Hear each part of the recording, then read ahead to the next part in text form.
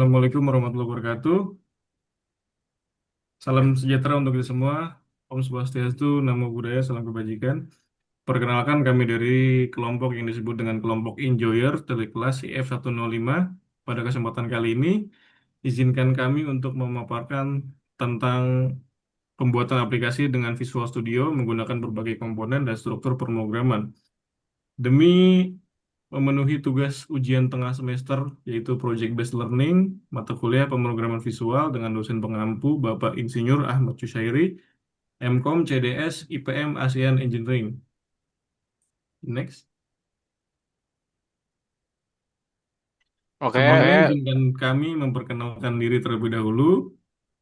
Yang pertama ada, dari saya sendiri yaitu Fajar Matullah dengan NIM 2504 0101 0005. Selanjutnya ada Mas Sandi ya saya sendiri dengan Sandi Resta Firgawan dengan NIM 2504001010283. Dan saya Patricia Elizabeth Melanie Tauk dengan NIM 250401070301 dan selanjutnya ke Andika. Dengan saya Andika Putra Pratama Lubis dengan NIM 2504001011199 selanjutnya.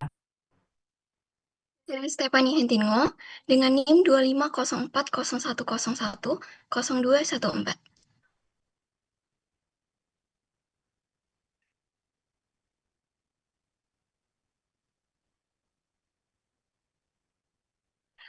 Adapun agenda presentasi pada video kami kali ini, yang pertama kami akan membahas studi kasus yang kami angkat.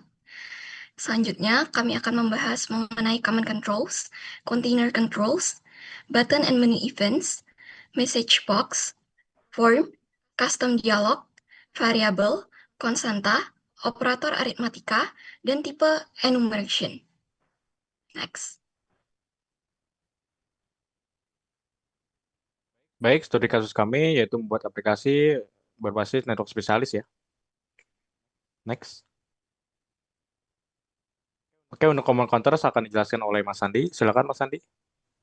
Oke, fitur yang pertama yang kami gunakan yaitu Command Controls yang merupakan bagian terbesar dari user interface pada Visual Studio. Command Controls adalah fitur dalam Visual Studio yang bisa digunakan langsung untuk membuat atau membangun UI yang berfungsi sebagai input atau output dalam suatu program. Beberapa contoh komponen dari Command Controls meliputi button, label, text box, ada checkbox, radio button, list box, combo box, progress bar, datetime picker, track bar, yang terakhir adalah picture box. Ya, bisa di next. Selanjutnya adalah fungsi utama dari Command Controls, yaitu yang pertama menyediakan komponen atau fitur interaktif dasar yang dibutuhkan user untuk berinteraksi dengan aplikasi. Yang kedua, menjadi elemen user interface yang umum dan mudah diakses oleh event pada Visual Studio, seperti klik, exchange, dan lain-lain.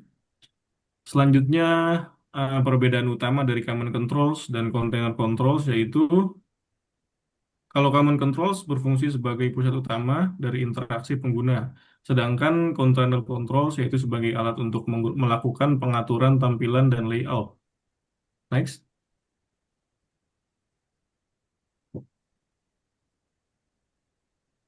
Berikut adalah sebuah capture dari aplikasi kami yang menggunakan Command Controls, yaitu kita menggunakan list box, text box, combo boxes, button, dan label bisa dilihat pada keterangan pada gambar ya.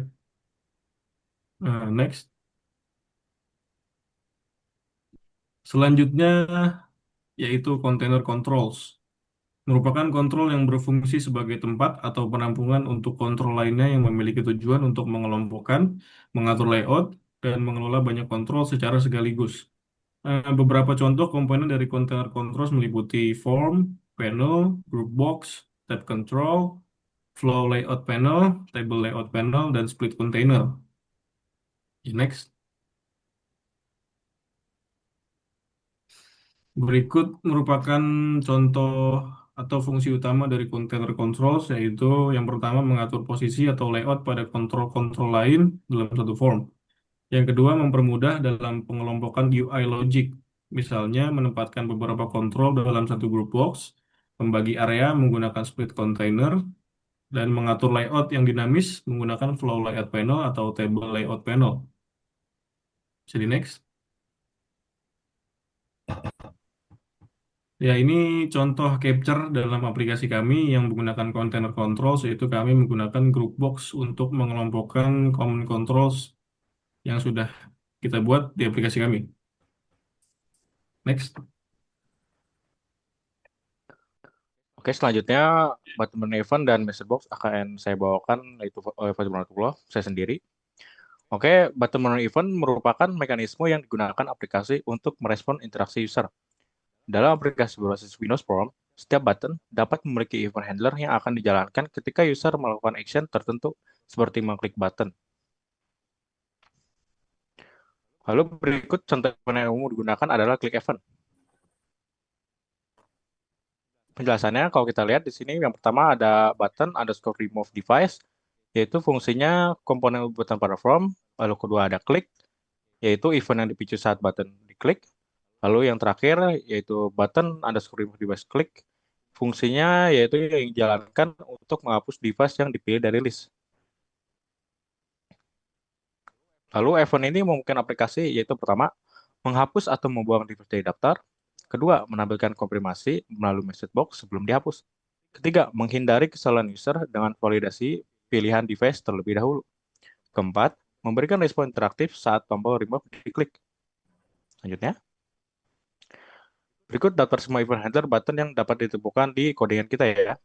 Bisa kita lihat di sini ada 4 ya. Dengan demikian, event button dan menu berperan penting dalam mengontrol alur kerja aplikasi serta meningkatkan interaktivitas user. Selanjutnya ada Meshbox. Meshbox adalah komponen bawaan dari .NET ya, yang digunakan untuk menampilkan Windows Message sederhana kepada user. Aplikasi dapat menggunakan Meshbox untuk pertama, memberikan informasi, menampilkan hasil proses, menyampaikan peringatan, melakukan validasi input, meminta konfirmasi tindakan tertentu. Berikut contoh messagebox yang dapat kita dapatkan kode ya. Ada messagebox.show, value-nya itu device berhasil ditambahkan. Untuk penjelasannya, pertama, menampilkan pesan kepada user bahwa proses penambahan device berhasil dilakukan. Kedua, membantu memberikan feedback langsung kepada user setelah menekan tombol add. Ketiga, meningkatkan kejelasan interaksi sistem dengan memberikan notifikasi hasil action. Keempat, terakhir, mencegah kebingungan user karena proses yang dilakukan sudah dikonfirmasi melalui pesan melalui user. Seperti itu. Next. Intinya, Messagebox yaitu aplikasi dapat berkomunikasi secara langsung dengan user dan meminimalkan kesalahan input atau pengetikan oleh user. Berikut daftar Messagebox yang dipanggil oleh masing-masing event handler dalam program. Di codingan kita ada 7 ya yang kita dapat. Dengan demikian, event button dan menu berperan penting dalam mengontrol alur kerja aplikasi serta meningkatkan interaktivitas user. Selanjutnya, untuk form akan disampaikan oleh Andika. Silakan.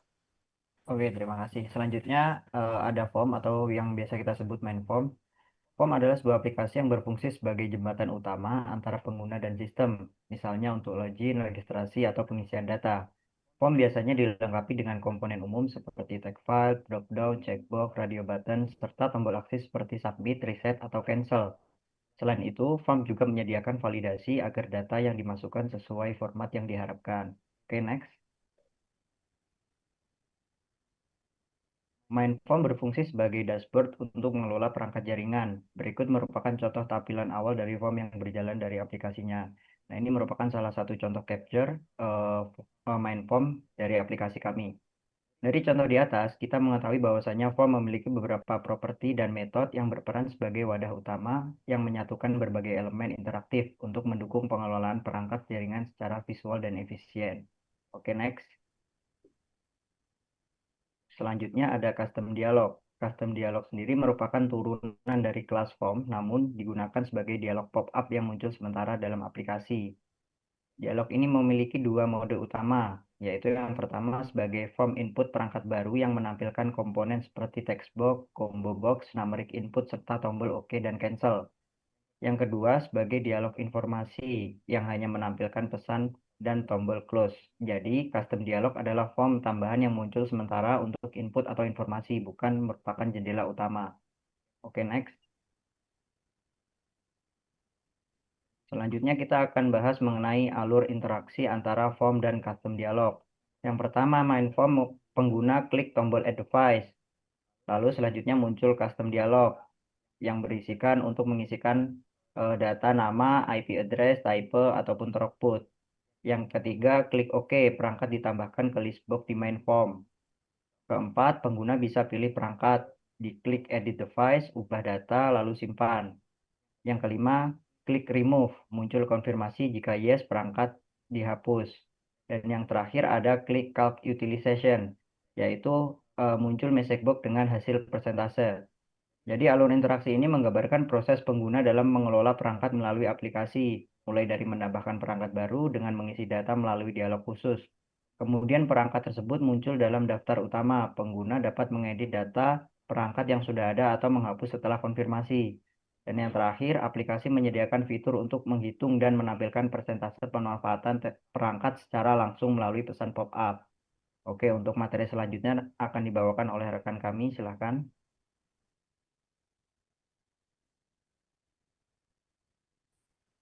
Selanjutnya ada variabel. Variabel adalah tempat menyimpan data yang nilainya dapat berubah selama program berjalan. Dalam Visual Basic.NET, semua variabel harus dideklarasikan terlebih dahulu berdasarkan tipe datanya. Nah, bentuk umum pendeklarasian variabel, dim, nama variabel as tipe data. Aturan penamaan variabel, yang pertama dia harus diawali huruf atau underscore.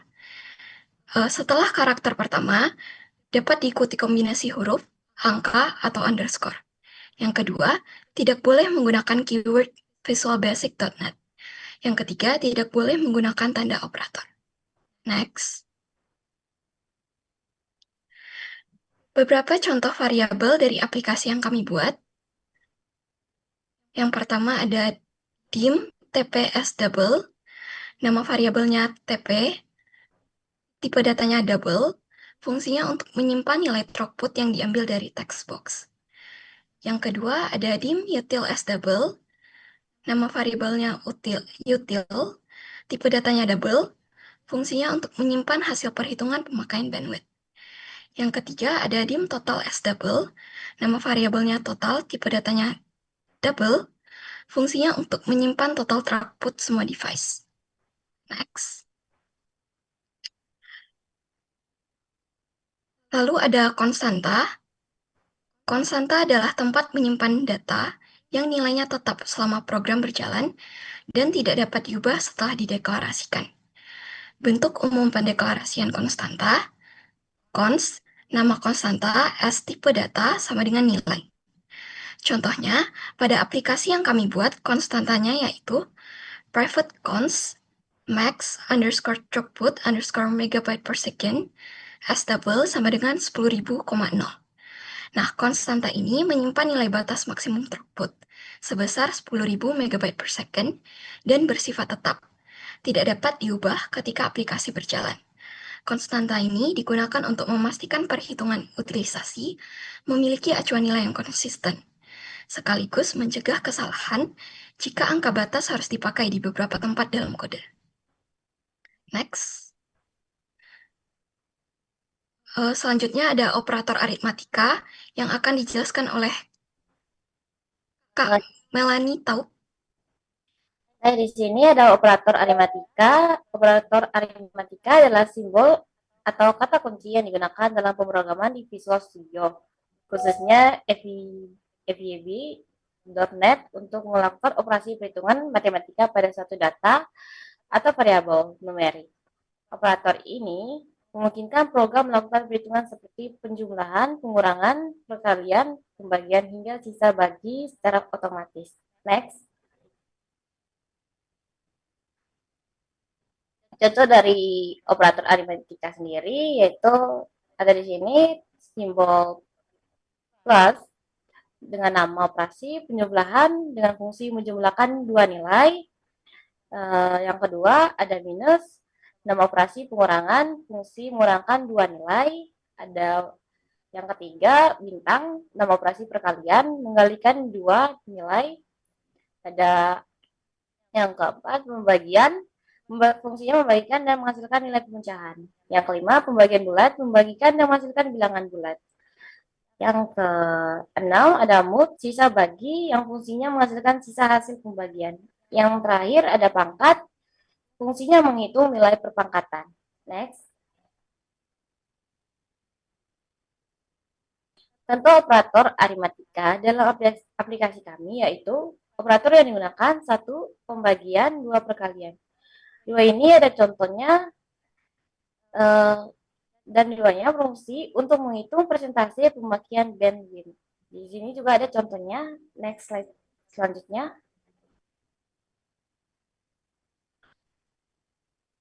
Operator yang digunakan dalam operator pembagian aritmatika atau penjumlahan yang berfungsi untuk menjumlahkan seluruh throughput device untuk mendapatkan total bandwidth. Contohnya ada di bawah ini. Next slide.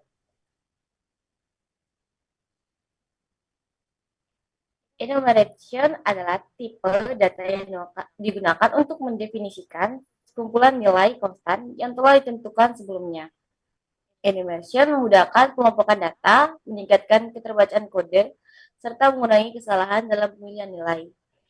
Enu membuat kode lebih mudah dibaca, lebih terstruktur, dan lebih aman dibandingkan menggunakan angka atau string biasa. Next, selanjutnya.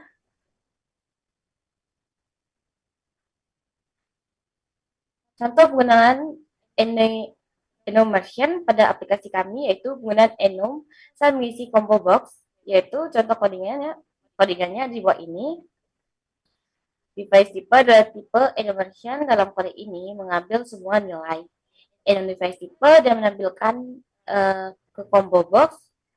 Yang kedua, penggunaan enum pada data device, contoh codingan ada di bawah ini. Duanya device tipe router, device tipe switch, device tipe freefall merupakan nilai enumeration. Yang ketiga, enumeration pada saat mengedit data, contohnya ada di bawah ini. Nilai yang dipilih dari combo box dikonversi ke enum device type. Contoh, next slide selanjutnya. Kesimpulan akan dibawakan oleh Kak Sandi. Oke, kita sudah masuk ke bab terakhir yaitu kesimpulan. Dari paparan kali ini dapat kita simpulkan bahwa Visual Studio merupakan salah satu IDE yang sangat membantu dalam proses pembuatan aplikasi berbasis GUI. Dengan dukungan dari berbagai komponen seperti command controls, container control, serta mekanisme event handling, lalu developer dapat membuat aplikasi yang interaktif, terstruktur, dan mudah digunakan oleh pengguna. Di next.